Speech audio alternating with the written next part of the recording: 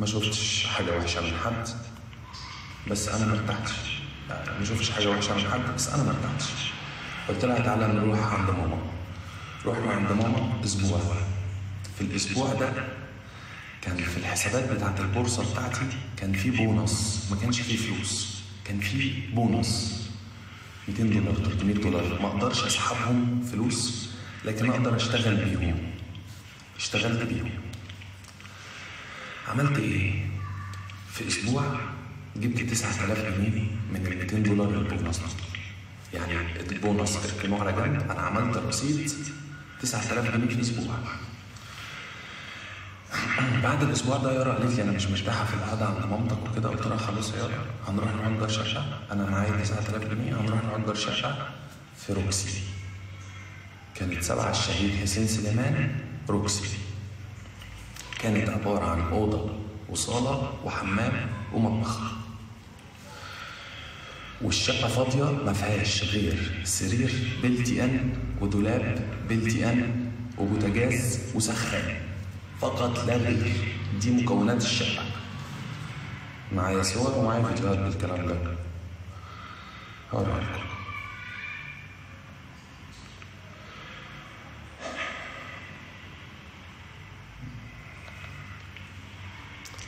فين التيك توك؟ المهم هكمل لكم، انا بقول هكمل لكم. لما قعدنا في الشقة دي كنت انا بشتغل في البورصة، ويارا قررت تنزل شغل في الصالون اللي هي عايزة تشتغل فيه. الصالون ده كان في التجمع واحنا كنا في روكسي. ويارا عمرها ما اشتغلت بصراحة، وعمرها ما ركبت مواصلات، وانا كمان انا عمري ما اشتغلت عند حد او ركبت مواصلات. لما كنت بفتح مشروع الكافيه كان بتاعي، المصنع اللي انا كنت فاتحه كان بتاعي، الدراي كلين كان عندي 2 دراي كلين كانوا بتوعي. يعني انا ما اشتغلتش برضه على حد قبل كده. نزلت تشتغل في الصالون ده كان في التجمع. كنت بديها فلوس تركب اوبر وتجيب غدا كل يوم من مصر الجديدة للتجمع، رايح جاي اوبر وتجيب غدا. كنت بديها فلوس اكتر من المرتب اللي هي كانت نازله عليه، لان هي ما كانتش بتلحق الباص بتاع التجمع اللي هو بتاع مدينتي. باص مدينتي ما كانتش بتلحق تركب، كانت بديها فلوس تركب اوبر. في الاسبوع ده يارا كانت اتعرفت على بنت بدون ذكر اسمها في كافيه، وصعبت عليها وجابتها عندنا البيت تبات في البيت اللي ما فيهوش غير سرير ودولاب وبوتاجاز. وانا وقتها كنت بشتغل في البورصه زي ما انا. ما هي يارا ما اشتغلتش قبل كده، دي اول شغلانه ليها واشتغلتها اسبوع واحد بس. يعني مين اللي مسؤول من البيت؟ العبد لله. هاجي لكم واحده واحده. ده كان رابع شهر جواز. في يوم من الايام صحيت لقيتها بتقرب عليا وبتعمل لي في كتفي كده، والله العظيم والله العظيم والله العظيم وحياة ابني وشرف امي وشرف اختي اللي انا بقوله ده حصل. قمت من على السرير مسكت التليفون كده، ازاي حضرتك يا طنط؟ مامة يارا. كانت يارا في الشغل. حصل 1 2 3 4. خلي الانسانه الوسخه دي تمشي. فعلا البنت دي مشيت. يارا رجعت من الشغل. قالت لي ايه اللي حصل؟ قلت لها حصل 1 2 3 وشرف امي وشرف اختي وحياة ابني قسما بالله وحياة صلاة المغرب اللي انا مصليها من شوية هو ده اللي حصل بالحرف. اذا انا كذاب تطلع تحلف على المصحف. وشرف امي هو ده اللي حصل بالحرف قسما بايمانات الله. كان بقالي 4 شهور متجوز اصلا كان بقالي 4 شهور متجوز. لو انا شيطان مش هعمل كده. المهم سابت الشغل ده وبعدين عرفتني على ناس كانت تعرفهم زمان، كانوا اصدقائها في المدرسه، احمد ومحمد اخواتي وحبايبي. والناس دي جدعان جدا. الناس دي كانت بتشتغل في الكلاب، فطلبوا مني انا ويارا نشتغل معاهم، بس يارا تكون السيلز. يارا السيلز وانا اللي اروح اجيب الكلب واوصله واهتم بيه وراعيه، بس يارا اللي بترفع البوست على الفيسبوك وهي اللي بترد على الناس. وكانوا هما بياخدوا نص الفلوس وانا ويارا النص التاني. الناس دي كتر خيرهم، وقفوا جنبنا في الفترة دي بصراحة. والمهم حصل اللي حصل وانشقينا عنهم، بقينا احنا لوحدنا من غير الناس دي، الناس المحترمة دي.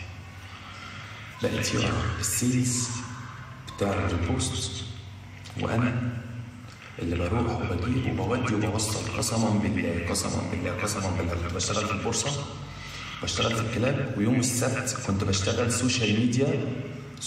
لا، قبل ما اشتغل سوشيال ميديا في اوبر كنت بشتغل في الكلاب، وبشتغل في البورصة، وكنت بشتغل في شركة حسابات اسمها محمد بدوي في مدينة السادات. كنت بشتغل فيها 3 أيام محاسب، بشتغل في السادات في مدينة السادات في شركة محمد بدوي للمقاولات 3 أيام في الأسبوع، وبقية الأسبوع أنا برجع عشان أوصل الكلاب وبشتغل في البورصة، وبروح يوم السبت أشتغل سوشيال ميديا في شركة أوبر. قسما بمن أحل القسم هو ده اللي حصل. لو حرف طلع من بقي كذب تطلع تكذب. هي مش هتكذب حاجة تانية دلوقتي خلاص، هي هديت. المهم كنت شقيان، كنت دقت الذل. كنت عايش في فيلا، كان معايا فلوس، حصل لي اللي حصل لي. شفت الذل في حياتي، مش من الصفر، من تحت الصفر، من تحت الأنقاض. كل ده وأنا عيل عندي 19 سنة. قسما بالله وقفت وقفة راجل. فعلا مامتها جابت لنا ثلاجة في بيتنا، شهادة لله شهادة لله شهادة لله. مامتها كان عندها ثلاجة زيادة جابتها في بيتنا، شهادة لله. مرة أو مرتين أو 3 مرات مامتها جابت لنا حاجات في الثلاجة، شهادة لله. أنا ما بنكرش خير حد عليا. لما أنا كنت شغال في البورصة كنت اخد من مامتها 16,000 جنيه، كان ورث اخوها الصغير، وكنت بديها كل شهر 6,000 جنيه. لما انا كنت شغال في البورصه ايام الامارات، وحتى بعد ما رجعت مصر كنت خدت منها 16,000 جنيه، وكنت بديها كل شهر 6,000 جنيه. لو انا كداب تطلع تكذبني. اكمل لكم. بسم الله الرحمن الرحيم. بشتغل في محمد بدوي 3 أيام، بشتغل يوم السبت سوشيال ميديا في اوبر، وبشتغل مع يارا في الكلاب. هنا حياتنا اتحسنت بصراحة. الفلوس اللي كانت بتكسبها كانت بتساعدني بيها في البيت كلها كلها كلها كلها، لأن هي ما شافتش مني حاجة وحشة قبليها. لو كانت شافت مني حاجة وحشة قبليها كانت الست دي طلعت. أكمل لكم. وقفت جنبي وقفت راجل. فلوسها اللي كانت بتكسبها من شغل الكلاب اللي احنا شركاء فيه مع بعض كانت بتقسمها في البيت. وابتدينا نجيب انتريه، ابتدينا نجيب سفرة، ابتدينا نجيب شاشة تلفزيون. البيت الصغير بتاع روكسي سيبناه ورحنا شقة تريامف. رحنا شقة في تريامف، كانت في الدور السادس، كانت في العمارة اللي فيها فرن كريستال جنب مطعم رأفت بعمارتين على الشارع الرئيسي. جنب مطعم رأفت اللي في تريامف على الشارع الرئيسي بعمارتين في الدور السادس. كنت هنا أنا سبت كل الشغل واتفرغت لشغل الكلاب بس. ما شاء الله ربنا كرمنا من وسع، وجبنا زي ما قلت لكم الانتريه والسفرة والغسالة والبوتاجاز كان عندي قبل كده، وأوضة النوم كانت عندي قبل كده، والتكييف كان عندي من قبل كده. دي حاجات كانت في بيتنا الشخصي خدتها منه. أوضة النوم بتاعتي، التكييف بتاعي، الحاجات دي كانت في بيتنا الشخصي وأنا خدتها منه. وابتدينا نحسن حياتنا واحدة واحدة. حياتنا كانت عاملة ازاي بعد ال5 شهور أو ال6 شهور دول؟ هوريكم حياتنا كانت عاملة ازاي. هوريكم نبذة بسيطة عنها. بسم الله. فين؟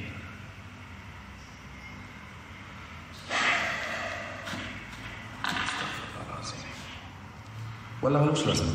استنى بعديها هوريكم حاجة، لأن كده في الفترة دي كنت أنا ويارا بنشتغل مع بعض في الكلاب. بعد كده هي طول عمرها نفسها تتشهر، هو ده حلم حياتها. ده ما كانش شغفي، ما كانش حبي، ما كانش أي حاجة من الحاجات دي. وكنت راجل صارم بطريقة أنتوا ما تتخيلوهاش. حتى الدنيا غيرتني، وبسبب ده أنا ربنا عاقبني دلوقتي. كنت راجل صارم، كنت راجل كده في حياتي أهو. اوريكم حاجه. يارا من عيله مش اوبن مايندد شويه، بس هم متفتحين شويه او كده، غير عكسي وعكس اهلي. ده كان لبسها معايا. المهم انا غيرتني، وده مش عيب منها، ده عيب مني انا، ده عيب مني انا، ان انا من حبي اتنازلت عن حاجات كتير وربنا اداني على راسي. المهم ربنا كرم وقالت لي ابتدينا نعمل فيديوهات تيك توك. هوريها لكم، هوريكم الفيديوهات دي وهوريكم الايام دي دلوقتي حالا، كل حاجه هوريها لكم. احنا مش غرب. وبكرر تاني، الست دي انا عمري ما هجيب في سيرتها حاجه وحشه او اقول عيب او اقول مشكله او اطلع سيرتها. انا هي حكت الموضوع وكانت منهاره وكان مضغوط عليها، فهي افورت. فانا طالع اوضح الصوره، مش طالع اسيء لحد ابدا ابدا ابدا، عشان تكونوا عارفين.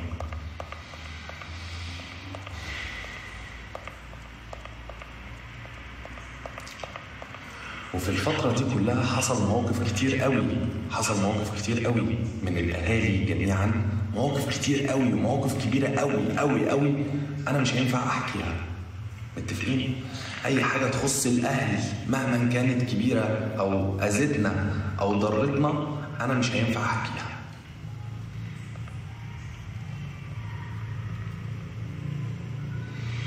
هنزل لكم بالوقت اللي أنا عايز أكلمكم فيه ده. في يوم من الأيام كان عندنا كلبة اسمها ليزا، كلبة هاسكي، دي الكلبة الشخصية بتاعتنا ملهاش دعوة بالشغل. الكلبة دي دخلت الأوضة عند يارا، قطعت جزمتين كلاسيك تقريبا، وقطعت بالت هدى بيوتي، يعني البالت الكبيرة دي اللي هي الاي شادو ومش عارف ايه وبتاع، وكانت هدى بيوتي وقطعتها. دخلت على يارا وهي بتصوت وبتعيط،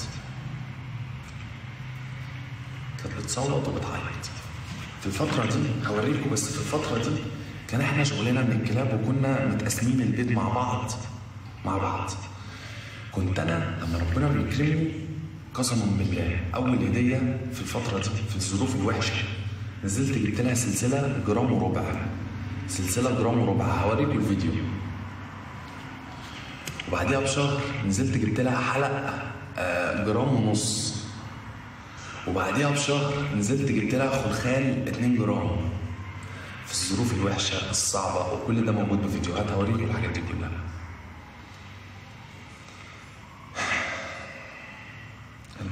هوريكم. بسم الله. معلش انا مش مرتب افكاري، فانا هوريكم الاول الفيديو ده. الفيديو الاولاني نفس الموقف اللي حصل من الكلبة أنا صورته.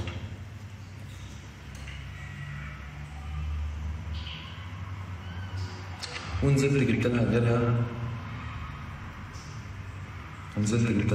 غيرها من سمير ويليام وبتاع، وعملنا الفيديو وربنا كرم والفيديو ضرب، جاب 9 مليون. من حبي فيها كنت بصحيها كل يوم الساعة 3 العصر تصور فيديو بالإكراه عشان ربنا يكرمها وتتشهر، عشان ده حلمها، مش عشان انا ما اعرفش ان الحاجات دي بتجيب فلوس. قسما بالله انا ما اعرفش ان الحاجات دي بتجيب فلوس اصلا.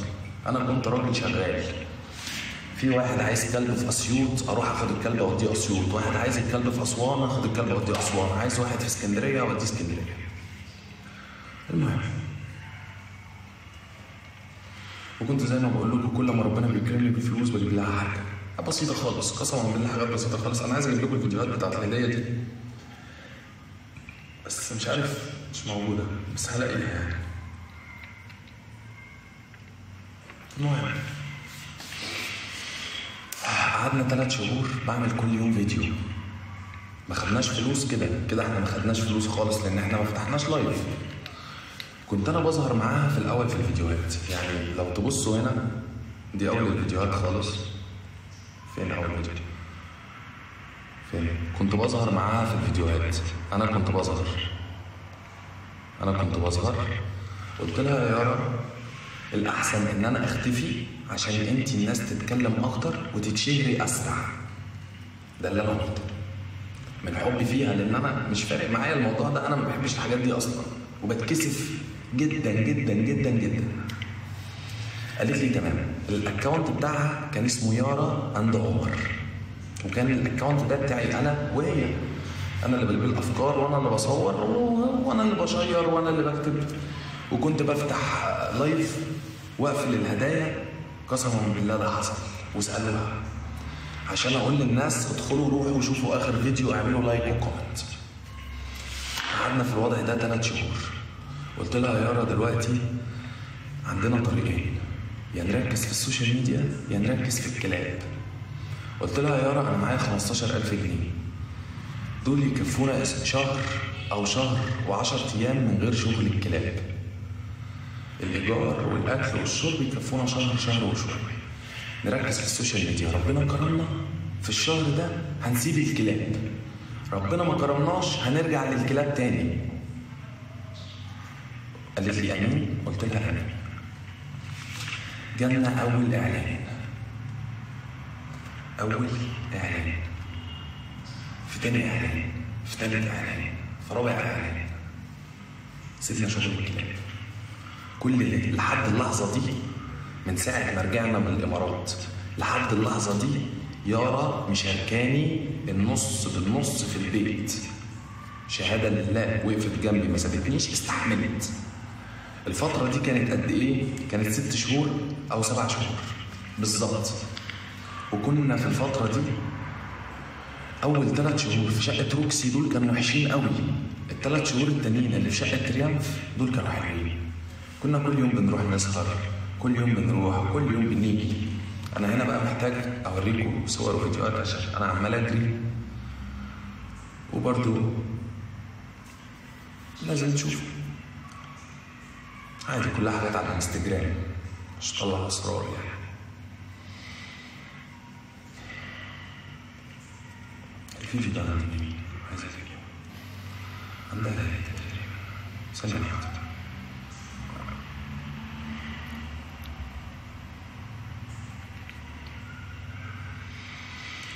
المهم جينا ننقل من شقة تريامف، مستوانا المادي اتحسن. وفعلا لما كان بيجي لها لقاء صحفي او لقاء تلفزيوني كانت بتقول انا عايزه عمر معايا. بجد هي كانت بتقول كده والله، فعلا احنا الاتنين كنا بنموت في بعض، ده حقيقي.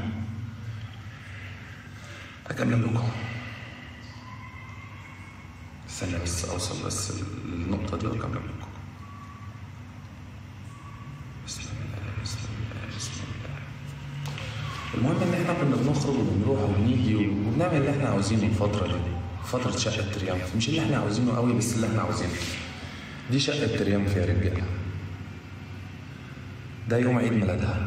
انا هنا كنت بشتغل معاها في الكلاب. دي السلسله الجرام ونص اللي انا قلت لكم عليها، والله العظيم كانت كل الفلوس اللي معايا. هي السلسله اللي مش ظاهره دي، هي دي. كنت عامل لها العيد ميلاد في بلو سكاي، في البلو نايل. مكان مش حلو قوي بس على قدي. وساعتها اشتريت لها الفستان ده من كات ووك في 2000 وكام؟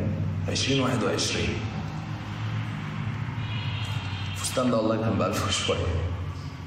المهم، ودي كانت حياتنا واحنا شغالين في الكلاب قبل ما نتشهر. دي كانت حياتنا اهي، كلها حاجات معروضه. دي كانت حياتنا. ده الايفون اللي هي قالت ان انا جبته لها هديه. دي كانت حياتنا. ده كان بيتنا اللي في شقه تريامف.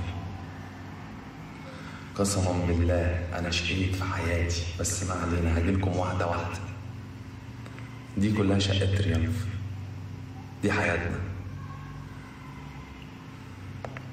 هنا اول اسبوع اتشهرت فيه، خدتها ورحنا برج القاهره. كنا بنخرج وبنروح كل حته. اسلام حبيبي، كنا بنروح كل حته. كل ده احنا ما فتحناش لايف على التيك توك. كل ده احنا ما فتحناش لايف على التيك توك. احنا الفلوس اللي معانا من اللايف. كل ده احنا ما فتحناش لايف. انا جاي لكم واحده واحده. المهم، وهنا كان اول فيديو، تاني فيديو. الظروف الصعبه اللي هي اتكلمت عليها كان ده شكلها فيها. المهم، كنا بنخرج، كنا بنروح، كنا بنيجي، كنا مبسوطين. الصوره دي 2022.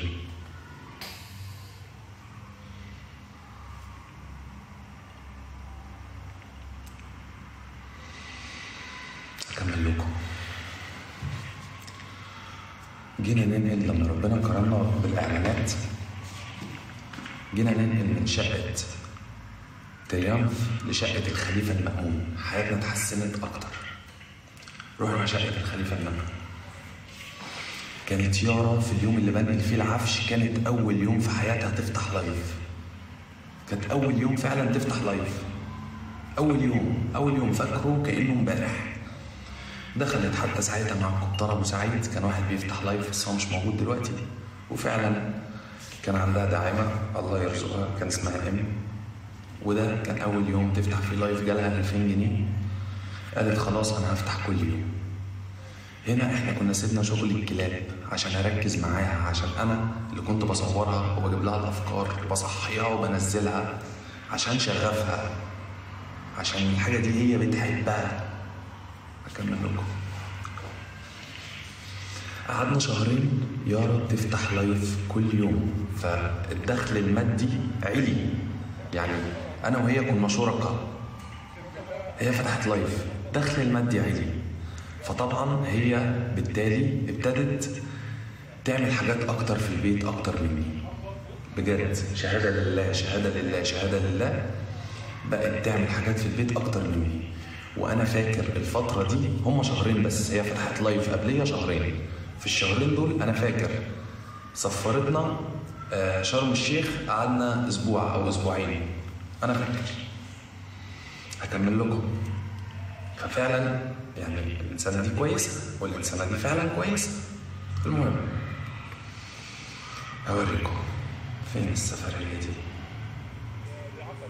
بسم الله بسم الله بسم الله بسم الله. عندي أنا أوريكم عمر شريف.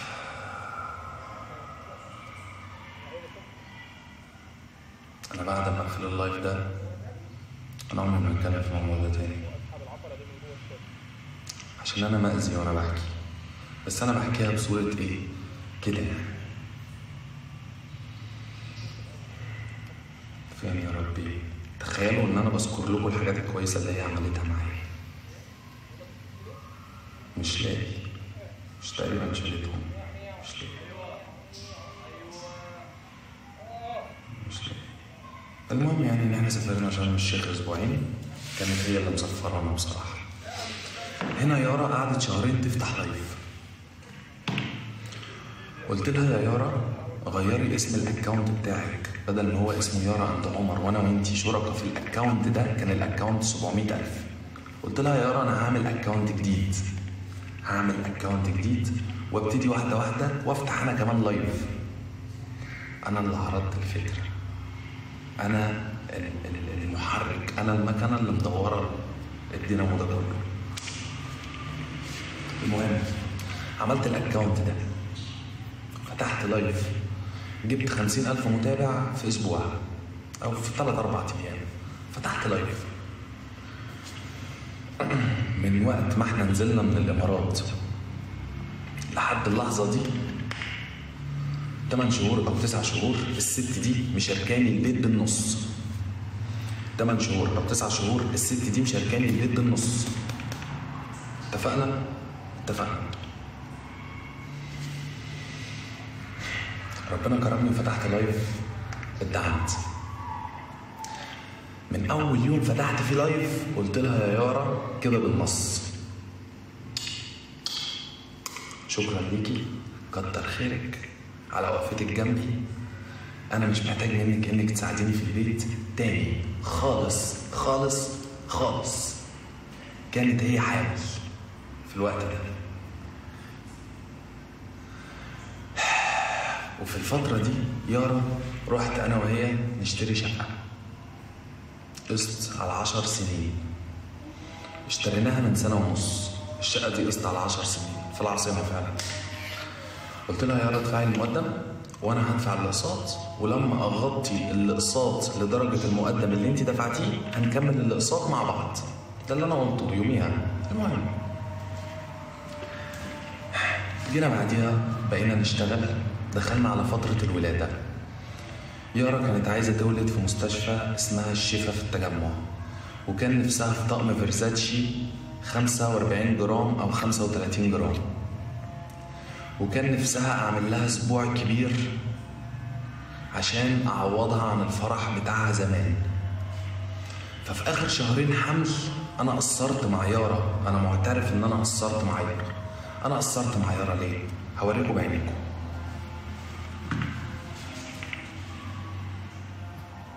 أنا 100 مرة أقول لها الموضوع ده بس هي ما بتفهمنيش. يمكن أنتوا تفهموني. قصرت مع يارا ليه في آخر شهرين حمل؟ هقول لكم ليه. هقول لكم ليه وهوريكم ليه. أنا مش هقول، أنا هوريكم.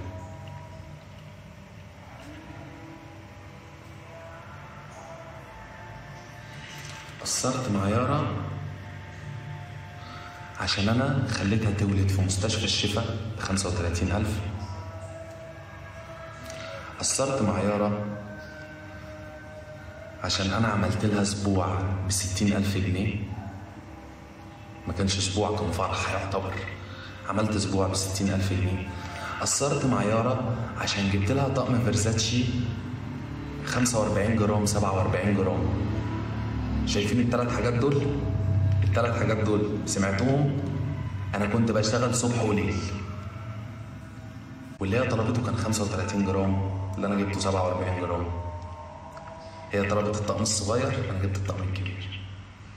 قسما بالله أنا خارج من قاعة السبوع، من القاعة اللي أنا عامل فيها السبوع، مديون ب7,000 جنيه. ده السبوع، ده السبوع، ده السبوع. وحياتنا بقت كده. حياتنا بقت كده. مستوانا اكمل لكم. فانا فعلا قصرت معاها اخر شهرين الحمل عشان اعمل الثلاث حاجات دول. لحد النهارده هي مش فاهمه ده.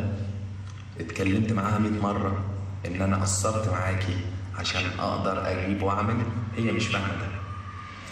معرفش ده صح ولا غلط، بس انا شايف ان انا احقق لها اللي هي نفسها فيه احسن من ان انا كنت اقعد جنبها 24 ساعه. ده اللي انا شفته. انا بحاول اعوضها بكل الاشكال عن وقفتها جنبي اللي هي وقفتها جنبي زمان. انا كل ده بحاول اعوض. جه بعديها على طول الفالنتاين.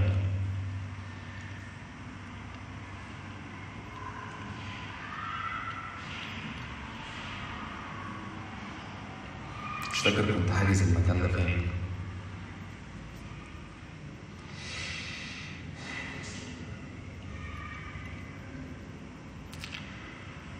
ملخص الموضوع وساعتها جبنا بيبي سيتر. شهادة لله، شهادة لله، شهادة لله، عشان ما بقاش كداب. يارا من بعد ما انا اشتغلت في التيك توك فتحت لايف، الكلام ده بقاله سنتين بالظبط، بقالي سنتين بفتح لايف. من يوم ما انا فتحت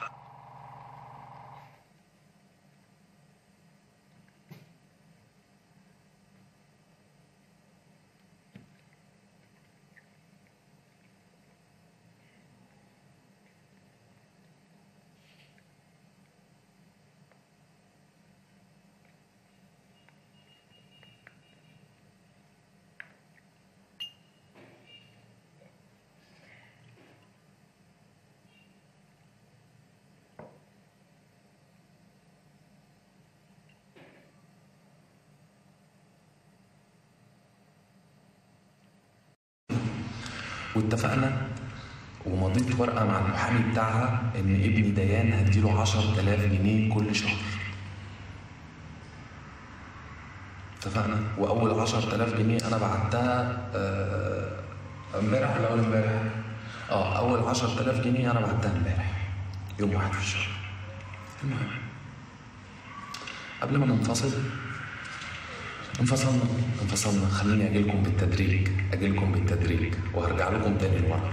انفصلنا وكل واحد راح لحاله.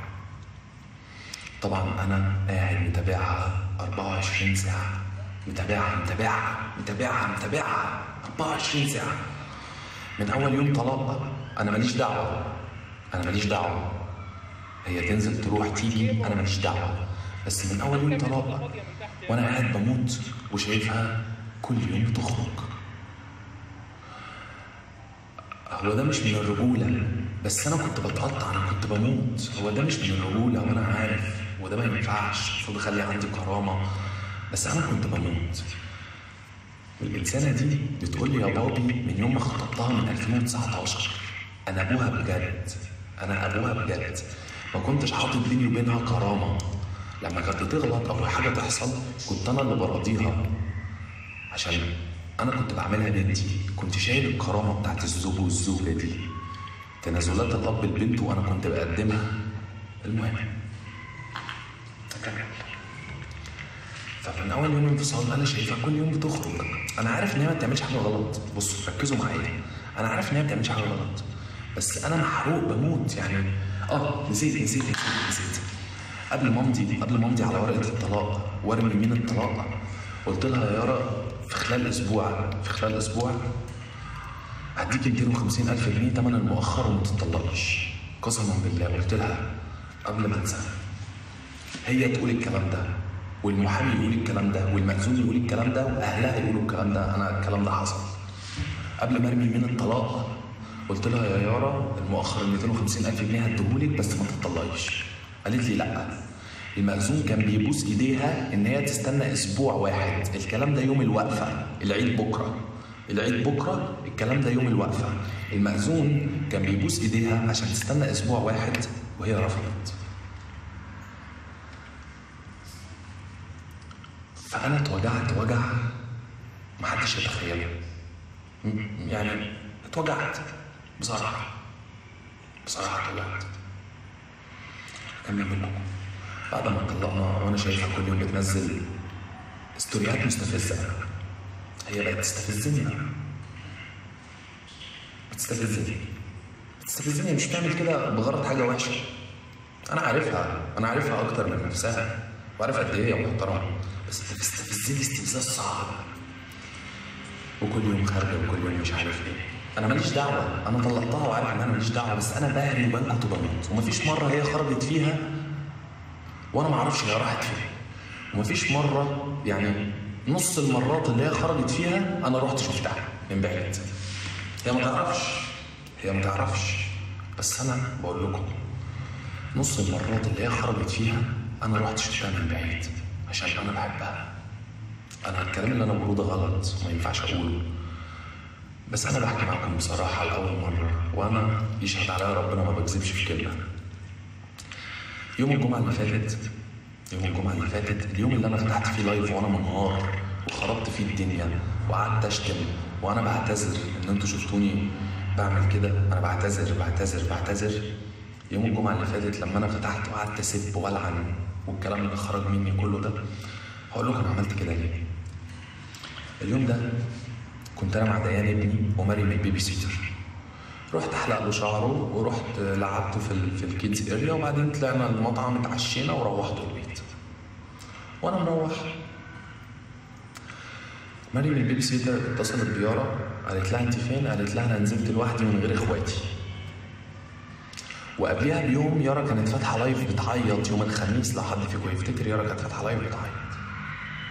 فانا قلت بس تلاقيها من الضغط بتاع امبارح نزلت لوحدها ومخنوقه وجايبه اخرها. حاولت اخلي حد من صحابها يكلمها، ما ردتش عليه. اتصلت بيها اتصلت على طول، ما فكرتش. يا يارا ازيك، عامله ايه، اخبارك ايه، صحتك ايه؟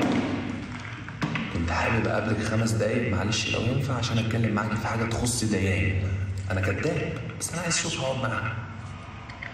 لا انا مش فاضيه. قلت لي وراكي بتعملي حاجه؟ قالت لي اه مش فاضيه. قلت لها انا هنا في التجمع. قالت لي لا انا بعيد. قلت لها فين يعني؟ قالت لي انت عايز تعرف انا فين؟ ليه انت مالك؟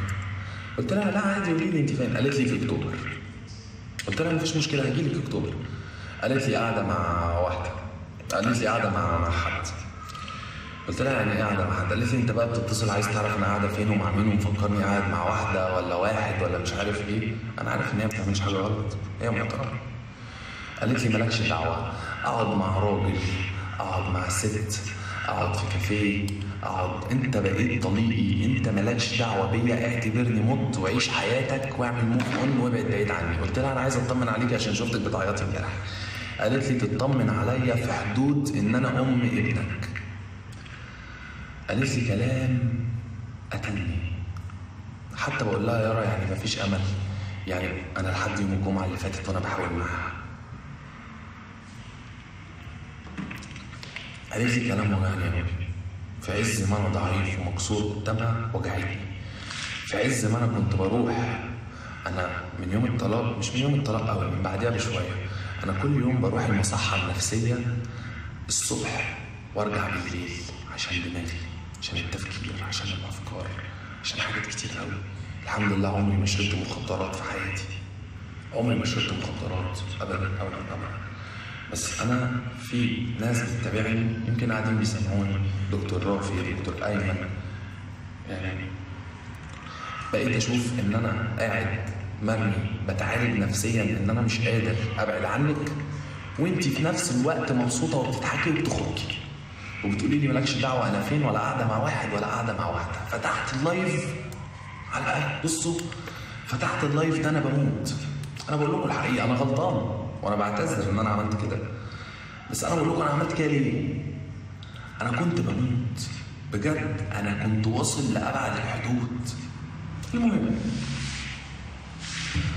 قفلت اللايف من هنا، كنت في المصحه من هنا، اليوم ده قعدت فيه لحد الساعه 6 الصبح.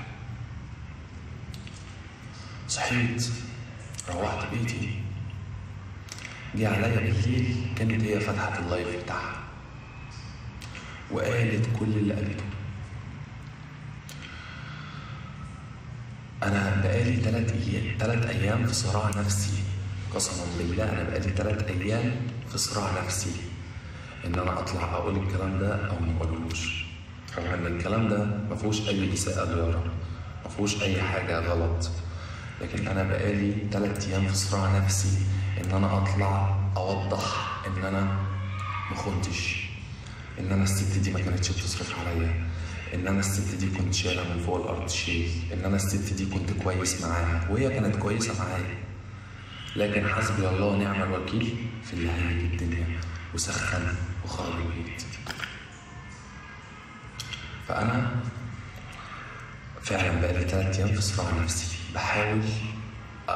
انا في ال3 ايام دول اتهنت والله العظيم، كومنتات، مسجات، ناس في الشارع، يعني انا تقريبا اهلي مقاطعيني والله. بصوا ما عرفتش اتخطى ده ازاي، وفي نفس الوقت هي اتكلمت في حاجات تخص الاهل واتكلمت في اسرار انا ما ينفعش اطلع احكيها كامله. فحاولت النهارده ان انا احكي النقط اللي هي اتكلمت فيها تخصني انا لوحدي بعيدا عن اهلي وبعيدا عن اهلها، ووضح صورتي.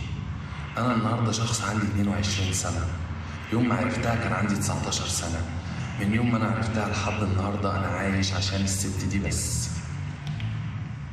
من وانا في ثانويه عامه كنت بحرم نفسي من الدرس عشان هي تروحه، لما اتجوزنا وما كانش معايا فلوس حرمت نفسي من الجامعه عشان هي تدخلها مكاني. انا عايش كده معاها، انا الست دي بعتبرها بنتي بامانه، عمري في يوم ما سيبها اجيب سيرتها بحاجه وحشه اقول عنها حاجه وحشه. في ايه تاني ناقص اتكلم فيه؟ وبعد كده كل واحد راح لحاله وخلاص. في ايه تاني ناقص اتكلم فيه؟ اكتبوا لي في الكومنتات في ايه انا ما اتكلمتش فيه.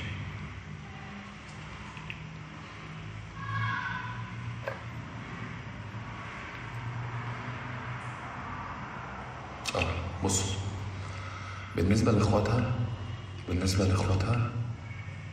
انتوا بتقولوا لي ان هي قالت ان انا شتمت اخواتها او كده، يشهد عليا ربنا انا ما شتمتش اخواتها، انا شتمت لكن ما شتمتش اخواتها. موضوع الاهل انا مش حابب اتكلم فيه خالص، اهلها على راسي. بصوا اهل يارا اجمعين، باخواتها الصغيرين بالكبار، بكل اللي حصل بالعيله دي كلها على بعضهم فوق راسي. مش هتكلم في اي حاجه تخصهم ابدا ابدا، ولا بالخير ولا بالشر. الناس دي كويسه وانا سيره الاهل مش هفتحها، ملوش لازمه. حصل تاتش بيني وبين اختها في مره، عادي حاجات بتحصل في اي بيت في مصر عادي. بلاش ندخل في التفاصيل دي، هندخل بقى في تفاصيل مالهاش لازمه، انا مش حابب ادخل فيها اصلا. الناس دي فوق راسي، شفتش منهم حاجه وحشه اهلها، انا مش حابب اتكلم في حاجه تخص اهلها ابدا ابدا ابدا. قولوا لي ايه تاني؟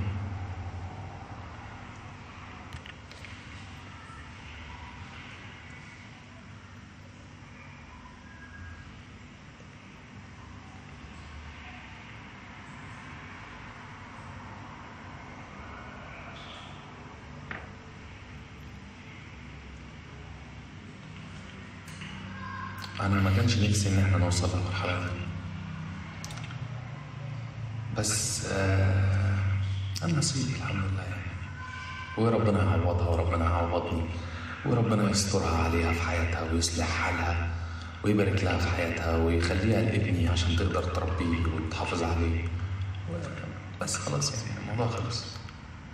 فأنا عملت اللايف ده عشان أنا كنت مأذي نفسيا وما كنتش عارف اتكلم وما كنتش عارف ارد، وفي ردي حاولت على قد ما اقدر ان انا اوضح النقط واوضح الصور.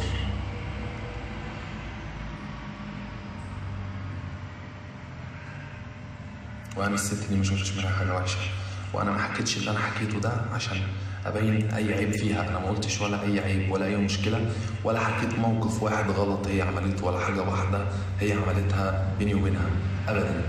انا ما ذكرتش غير موضوع ام خالد، مع احترامي الشديد لام خالد، مع احترامي الشديد لام خالد، على راسي ام خالد، جوزها انسان محترم، على راسي الاثنين، انا بحترمهم زي اخواتي الكبار. لكن ام خالد مش صاحبتنا، عمرنا ما قابلناها في يوم من الايام، عمرنا ما كان في مكالمه بيننا وبينها في يوم من الايام، عمرنا ما كان في شات بيننا وبينها في يوم من الايام، مع احترامي ليها فوق راسي. واتمنى ان محدش يدخل نفسه في الموضوع ده. بس كده، بكل صراحه وبكل وضوح، مع احترامي ليها. انا ما بقولش سيره حد في اي حاجه، انا بس بوضح النقط.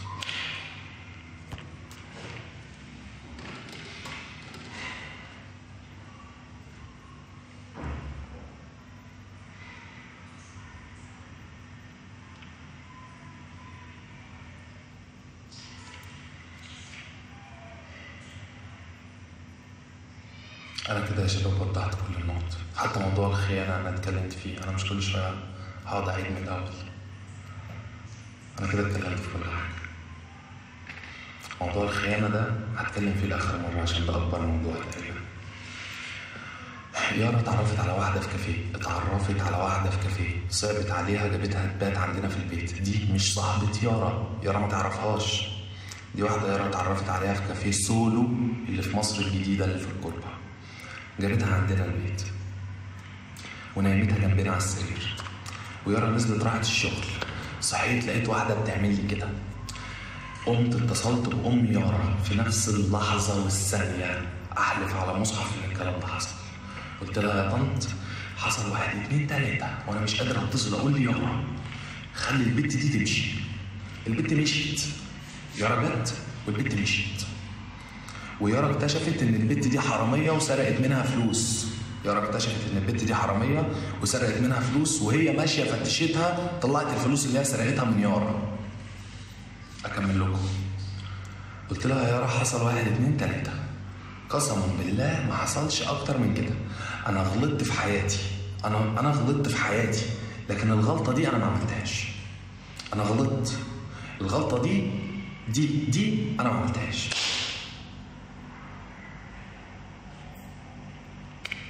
بس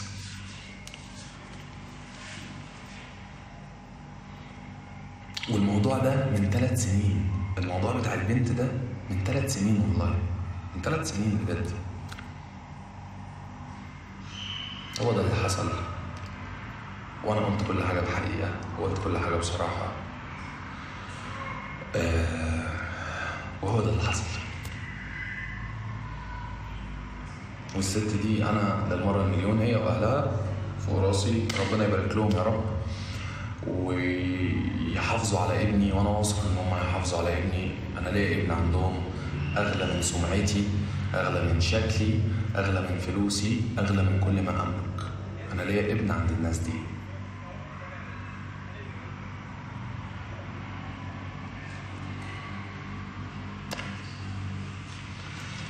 مفيش حاجه اسمها الدعايمه يا حبايبي. هحكي لكم على حاجه. انا بقالي في البرنامج ده سنتين. لو انا في سمعه بيني وبين دعايمه كان زمان الناس كلها عرفت. انا بقالي سنتين عمر ما حد سمع عني لفظ، عمر ما حد سمع عني مشكله، عمر ما حد شافني بزعق لحد او حد بيزعق لي. انتوا قبل كده شفتوني مشكله؟ انا بقالي سنتين بفتح لايف كل يوم 6 ساعات لايف، كل يوم 6 ساعات لايف بقالي سنتين. عمركم شفتوا حاجه بيني وبين حد؟ مشكله بيني وبين حد؟ سمعتوا عني حاجه؟ لا. خلاص. موضوع المصحه عشان الناس فاهمه غلط. انا انسان ما بشربش مخدرات ولا عمري شربت مخدرات في حياتي، لكن انا بروح مصحه اتعالج نفسيا. بصحى الصبح اروح وارجع بالليل، ومش ببات هناك عشان بيبقى في ناس هناك بتتعالج من المخدرات وبيمروا باعراض انسحاب ما ينفعش ابقى قاعد في وسطهم. بس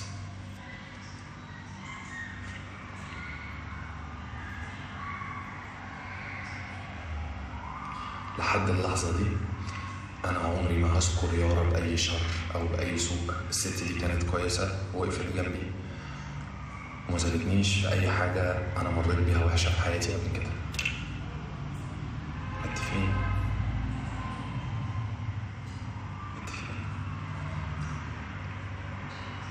سبب الطلاق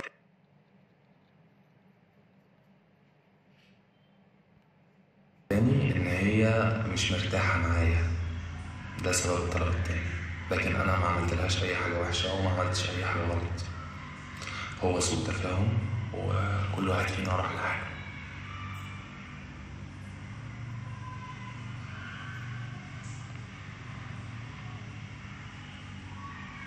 فهمتوا حاجه؟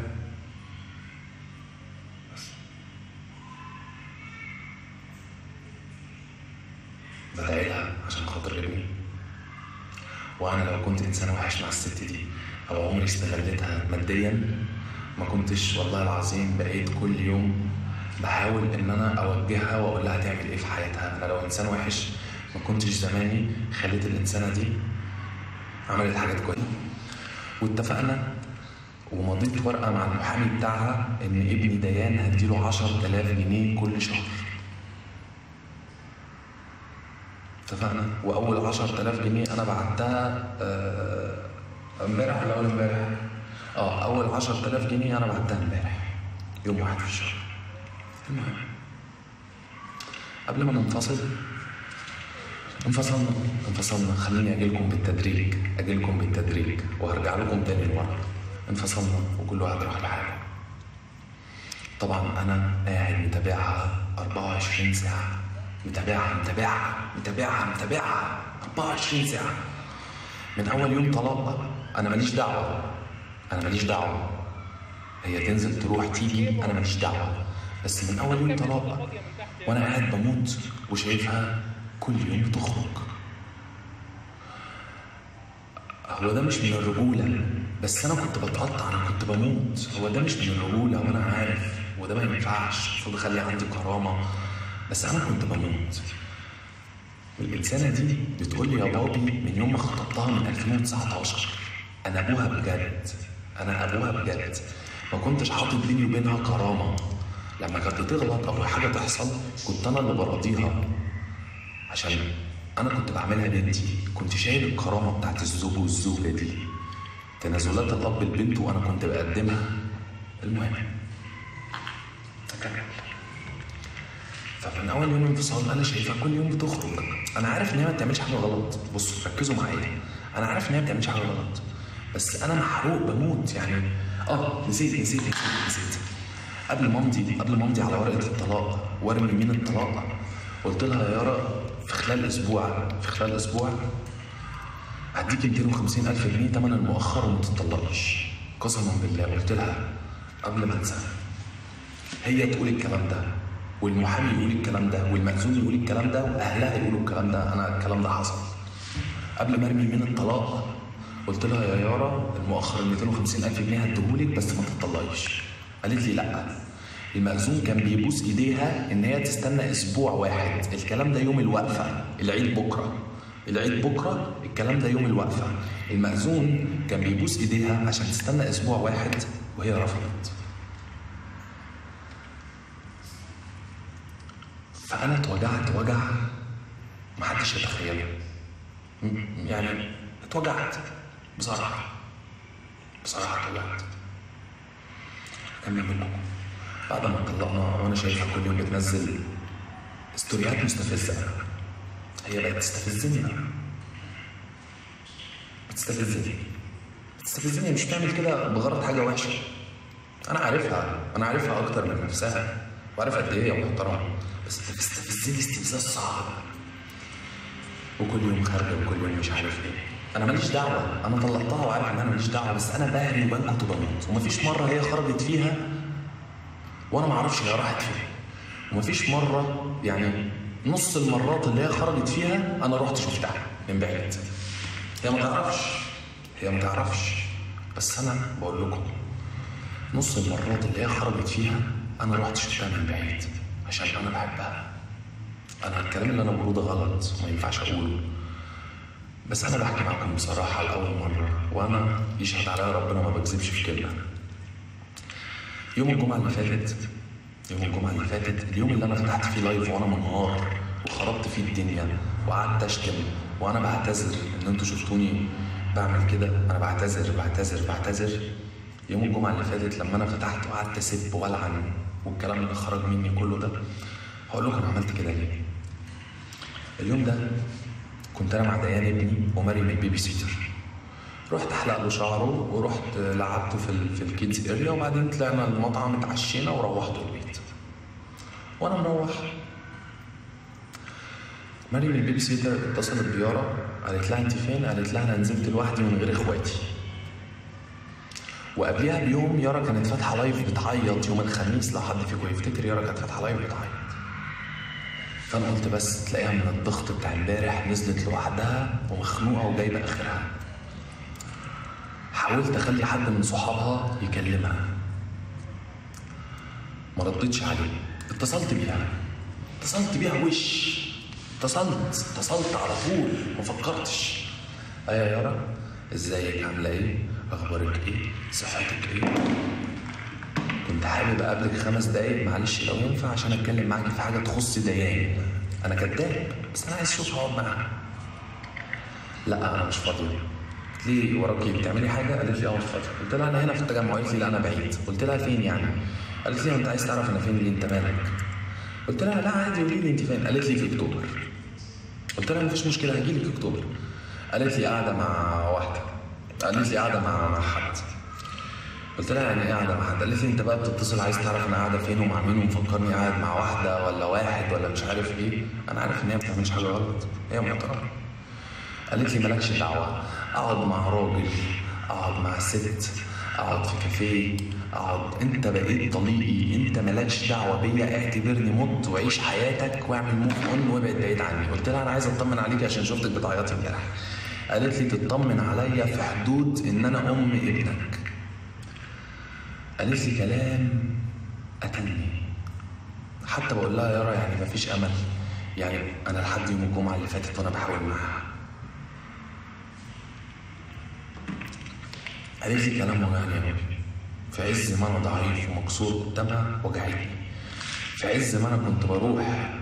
انا من يوم الطلاق، مش من يوم الطلاق قوي، من بعدها بشويه، انا كل يوم بروح المصحه النفسيه الصبح وارجع بالليل عشان دماغي، عشان التفكير، عشان الافكار، عشان حاجات كتير قوي. الحمد لله عمري ما شربت مخدرات في حياتي، عمري ما شربت مخدرات ابدا. بس انا في ناس بتتابعني يمكن قاعدين بيسمعوني دكتور رافي، دكتور ايمن، يعني بقيت اشوف ان انا قاعد مرمي بتعالج نفسيا ان انا مش قادر ابعد عنك، وانتي في نفس الوقت مبسوطه وبتضحكي وبتخرجي وبتقولي لي مالكش دعوه انا فين، ولا قاعده مع واحد ولا قاعده مع واحده. فتحت اللايف على الاقل بصوا فتحت اللايف ده انا بموت. انا بقول لكم الحقيقه انا غلطان وانا بعتذر ان انا عملت كده، بس انا بقول لكم انا عملت كده ليه؟ انا كنت بموت بجد، انا كنت واصل لابعد الحدود. المهم قفلت اللايف من هنا، كنت في المصحة من هنا. اليوم ده قعدت فيه لحد الساعة 6 الصبح. صحيت روحت بيتي، جه عليا بالليل كانت هي فتحت اللايف بتاعها وقالت كل اللي قالته. انا بقالي 3 ايام في صراع نفسي، قسما بالله انا بقالي 3 ايام في صراع نفسي ان انا اطلع اقول الكلام ده او ما اقولوش، رغم ان الكلام ده ما فيهوش اي اساءة ليارا، ما فيهوش اي حاجه غلط، لكن انا بقالي 3 ايام في صراع نفسي ان انا اطلع اوضح ان انا ما خنتش، ان انا الست دي ما كانتش بتصرف عليا، ان انا الست دي كنت شايلها من فوق الارض شيل، ان انا الست دي كنت كويس معاها وهي كانت كويسه معايا، لكن حسبي الله ونعم الوكيل في اللي هيجي الدنيا وسخن وخرب البيت. فانا فعلا بقالي 3 ايام في صراع نفسي بحاول. انا في ال3 ايام دول اتهنت والله العظيم، كومنتات، مسجات، ناس في الشارع، يعني انا تقريبا اهلي مقاطعيني والله. بصوا معرفتش اتخطى ده ازاي، وفي نفس الوقت هي اتكلمت في حاجات تخص الاهل واتكلمت في اسرار انا ما ينفعش اطلع احكيها كامله. فحاولت النهارده ان انا احكي النقط اللي هي اتكلمت فيها تخصني انا لوحدي بعيدا عن اهلي وبعيدا عن اهلها، ووضح صورتي. انا النهارده شخص عندي 22 سنه، يوم ما عرفتها كان عندي 19 سنه، من يوم ما انا عرفتها لحد النهارده انا عايش عشان الست دي بس. من وانا في ثانويه عامه كنت بحرم نفسي من الدرس عشان هي تروحه، لما اتجوزنا وما كانش معايا فلوس حرمت نفسي من الجامعه عشان هي تدخلها مكاني. انا عايش كده معاها، انا الست دي بعتبرها بنتي بامانه. عمري في يوم مسك لها اجيب سيرتها بحاجه وحشه، اقول عنها حاجه وحشه. في ايه تاني ناقص اتكلم فيه؟ وبعد كده كل واحد راح لحاله وخلاص. في ايه تاني ناقص اتكلم فيه؟ اكتبوا لي في الكومنتات في ايه انا ما اتكلمتش فيه.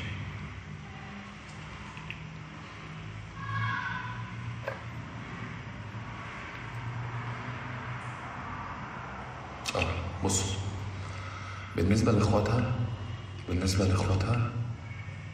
انتوا بتقولوا لي ان هي قالت ان انا شتمت اخواتها او كده. يشهد عليا ربنا انا ما شتمتش اخواتها، انا شتمت لكن ما شتمتش اخواتها. موضوع الاهل انا مش حابب اتكلم فيه خالص، اهلها على راسي.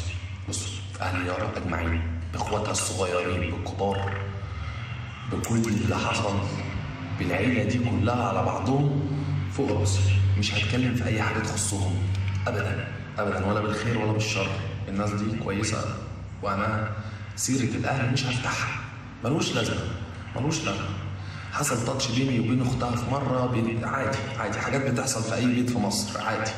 بلاش ندخل في التفاصيل دي، هندخل بقى في تفاصيل مالهاش لازمه، انا مش حابب ادخل فيها اصلا.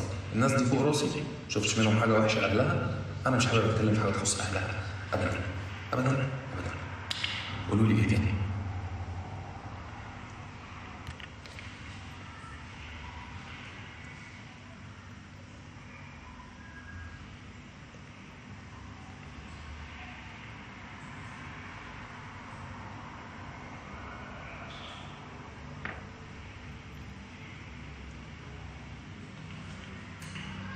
أنا ما كانش نفسي إن إحنا نوصل للمرحلة دي، بس النصيب الحمد لله يعني. وربنا يعوضها وربنا يعوضني وربنا يسترها عليها في حياتها ويصلح حالها ويبارك لها في حياتها ويخليها لابني عشان تقدر تربيه وتحافظ عليه. بس خلاص يعني الموضوع خلص.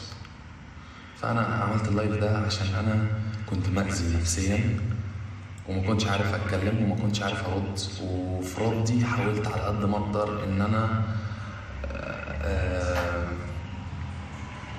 اوضح النقط واوضح الصور.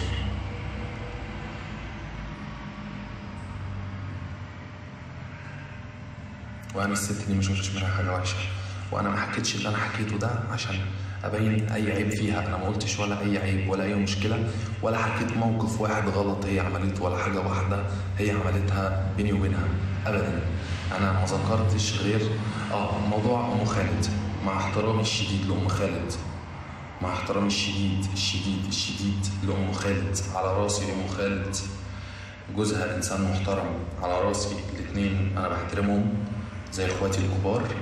لكن ام خالد مش صاحبتنا، عمرنا ما قابلناها في يوم من الايام، عمرنا ما كان في مكالمه بيننا وبينها في يوم من الايام، عمرنا ما كان في شات بيننا وبينها في يوم من الايام. مع احترامي ليها فوق راسي، واتمنى ان محدش يدخل نفسه في الموضوع ده. بس كده، بكل صراحه وبكل وضوح، مع احترامي ليها. انا ما بقولش سيرة حد في اي حاجه، انا بس بوضح النقط.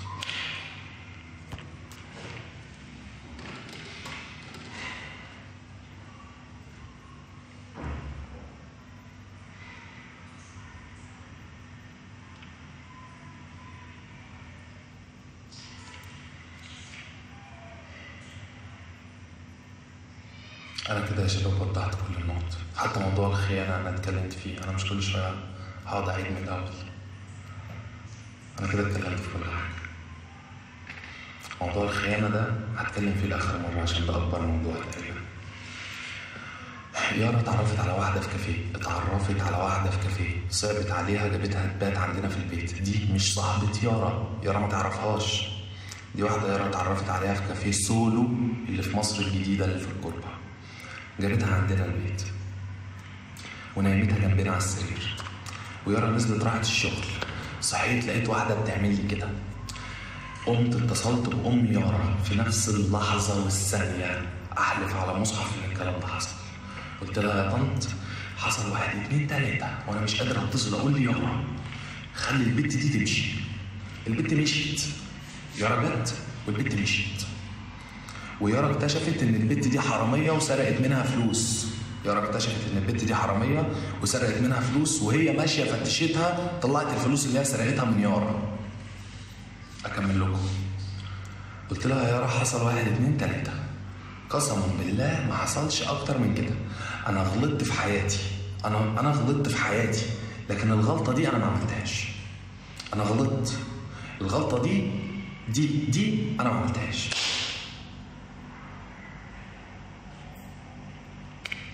بس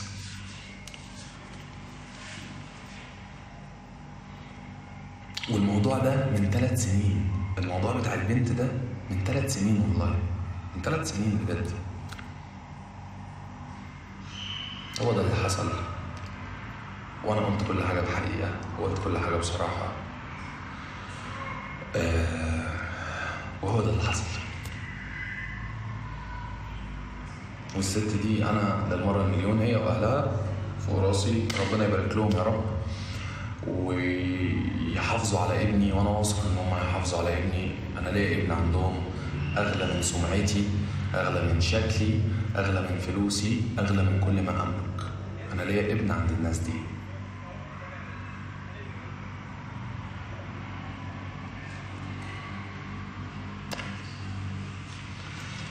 مفيش حاجه اسمها الدعايمه يا حبايبي. هحكي لكم على حاجه، انا بقالي في البرنامج ده سنتين. لو انا في سمعه بيني وبين دعايمه كان زمان الناس كلها عرفت. انا بقالي سنتين عمر ما حد سمع عني لفظ، عمر ما حد سمع عني مشكله، عمر ما حد شافني بزعق لحد او حد بيزعق لي. انتوا قبل كده شفتوا لي مشكله؟ انا بقالي سنتين بفتح لايف كل يوم 6 ساعات لايف، كل يوم 6 ساعات لايف بقالي سنتين. عمركم شفتوا حاجه بيني وبين حد؟ مشكله بيني وبين حد؟ سمعتوا عني حاجه؟ لا، خلاص. موضوع المصحه عشان الناس فاهمه غلط، انا انسان ما بشربش مخدرات ولا عمري شربت مخدرات في حياتي، لكن انا بروح مصحه اتعالج نفسيا، بصحى الصبح اروح وارجع بالليل، ومش ببات هناك عشان بيبقى في ناس هناك بتتعالج من المخدرات وبيمروا باعراض انسحاب، ما ينفعش ابقى قاعد في وسطهم. بس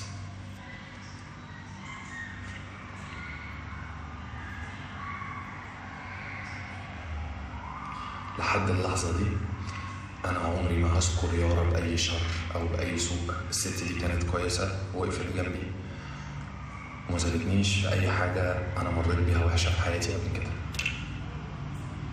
متفقين؟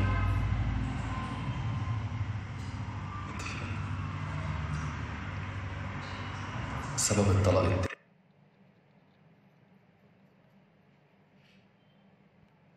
التاني ان هي مش مرتاحه معايا، ده سبب الطلاق التاني. لكن انا ما عملتلهاش اي حاجه وحشه او ما عملتش اي حاجه غلط، هو سوء تفاهم وكل واحد فينا راح لحاله.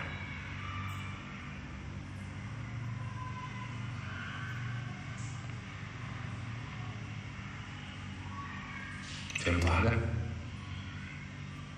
بس بدعيلها عشان خاطر ابني. وانا لو كنت انسان وحش مع الست دي او عمري استغلتها ماديا ما كنتش والله العظيم بقيت كل يوم بحاول ان انا اوجهها واقول لها تعمل ايه في حياتها. انا لو انسان وحش ما كنتش زماني خليت الانسانه دي عملت حاجات كويسه بشتات بيني وبينها، بس انا عمري ما اطلع الحاجات دي وانا عارف ان هي مش هتطلع تكذبني، فانا مش محتاج اطلع الحاجات دي. ف خلاص هو كل واحد فينا راح لحاله، وهي كانت كويسه وانا كنت كويس لكن هو سوء تفاهم وخلاص. وهي دي النهايه اللي المفروض تتختم بيها ال5 سنين دول. ما ينفعش تتختم بحاجه تانية غير كده. ما ينفعش تتختم ان انا اطلع اشرد واتكلم، ما ينفعش تتختم غير كده.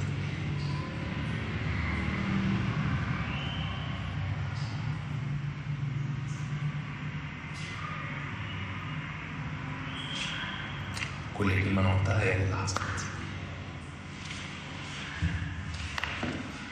بس وانا لو كنت قبل كده انفعلت في لايف انا اسف ان انا عملت كده، وانا قلت لكم انا انفعلت ليه. في حاجه ناصر وبسمله هحكي لكم، هقول لكم حاجه، استنى اقفل الكومنتات. هقفل الكومنتات ثانيه اتكلم في النقطه دي. ناصر وبسمله اصحابنا، يارا حكت ان احنا في يوم من الايام كنا قاعدين معاهم في مطعم سمك في مدينه نصر، وانا سبت لها الدين او شتمتها. الموقف ده حصل، انا ما بنكروش، الموقف ده حصل، بس انا من يوميها وانا اعتذرت وجبت هديه، ومن يوميها وما كررتوش تاني ابدا ابدا ابدا. وارد ان انت تشوف ابوك او امك يحصل بينهم تاتش والاب يشتم يطلع لفظ من بقه، غلط، ده غلط مش صح، بس وارد انه يحصل. وارد ان ابوك وامك يتخانقوا مع بعض، وارد تتخانقي مع جوزك، وارد جوزك يتخانق معاكي. حصلت في كل البيوت اللي في مصر، حصلت في كل البيوت اللي في العالم مش في مصر بس. ففعلا الموقف ده حصل مني وانا اعتذرت عنه، والله والله والله ما كررتها من يومها، والله قسما بالله ما كررتها من يومها. فالموضوع ده حصل، بس ده اللي انا اقدر اقوله لكم. انا ما بنكرش، انا ما بكذبش، انا بقول الحقيقه، بس في نفس الوقت اكيد في خلافات بتحصل بين الزوج والزوجه، ده الاخ واخوه بيتخانقوا مع بعض، يعني مش كل خناقه هطلع احكيها. هي انهارت واتضغط عليها، وهي اتضغط عليها، خلاص، وقالت وزودت، ما خدتش بالها هي بتقول ايه، هلفظت بالكلام، لحظه انفعال، لحظه عصبيه، هي كانت منهاره اصلا مش شايفه هي بتقول ايه، طبيعي تقول اي حاجه. بس الموقف ده فعلا حصل، انا ما بنكروش وتوبت عنه وما كررتوش تاني والله في حياتي.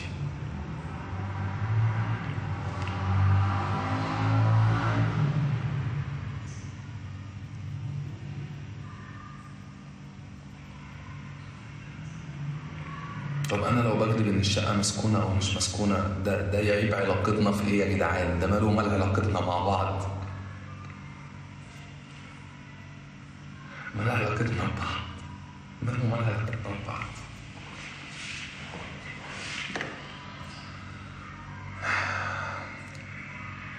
خلاص يا جماعه بعد اذنكم، اتمنى ان الموضوع ده ما يتفتحش تاني ابدا. نفتكرها بالخير وبالحلو زي ما انا دلوقتي بفتكرها بالخير وبالحلو.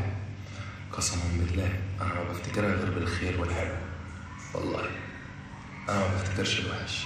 والله العظيم يا يارا انتي سامعاني اكيد، يشهد عليا ربنا اني ما بفتكر غير بالخير والحلو.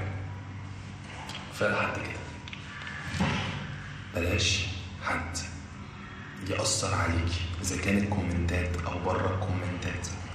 انا ولا ذكرتك بشر ولا بسوء ولا قلت اي موقف وحش انت عملتيه او انا عملته او ابدا ابدا ابدا، ولا جبت سيره الاهل خالص خالص خالص خالص. وذكرت الحلو اللي انت عملتيه، ما ذكرتش اي حاجه وحشه منك، وذكرت الحلو والوحش اللي انا عملته. انا اتكلمت بما يرضي الله وبما يرضي ضميري وبما يرضي ابني وبما يرضي ان انا بس. اتفقنا يا شباب؟ فكفايه لحد كده بقى، كفايه بقى، خلاص خلاص خلاص خلاص. خلونا نعدي المرحله دي، ندخل يعني مرحله جديده في حياتنا. خلاص انا حكيت كل حاجه بكل وضوح وبكل صراحه. قسما بالله اني مسامح كل شخص شتمني وكل شخص دعا عليا رغم ان انا اتوجعت، بس انا مسامح عشان انا عمري ما عملت حاجه وحشه لاي انسان كان. نخرج يارا من الموضوع. اي راجل ومراته بيحصل بينهم حاجات كتير، اي راجل فيه عيوب، اي ست فيهم عيوب، اي راجل وست بيحصل بينهم مشاكل. نخرج بقى يارا من حياتنا. هي كانت انسانه جميله وانسانه محترمه، ربنا يبارك لها في ابنها وابني وتحافظ عليه. نخرجها وكفايه لحد كده. واذا انا غلطت انا بعتذر، اذا انا غلطت انا بعتذر بس.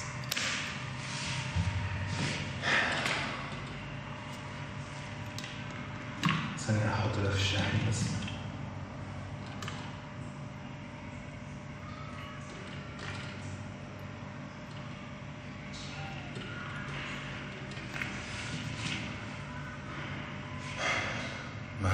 مفيش اسباب للطلاق، هو سوء تفاهم زي ما هي قالت، وهي ما كانتش مرتاحه وكل واحد راح لحاله.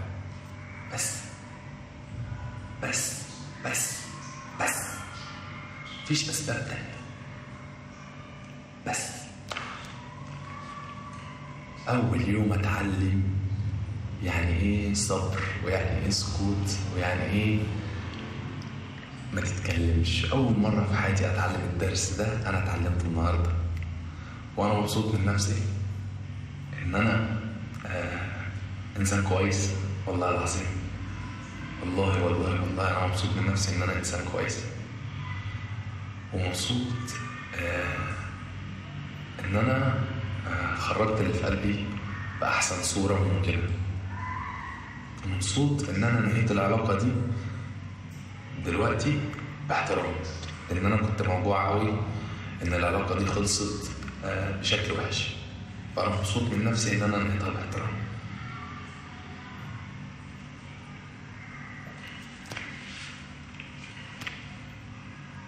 حبايبي شغل لكم اغنيه.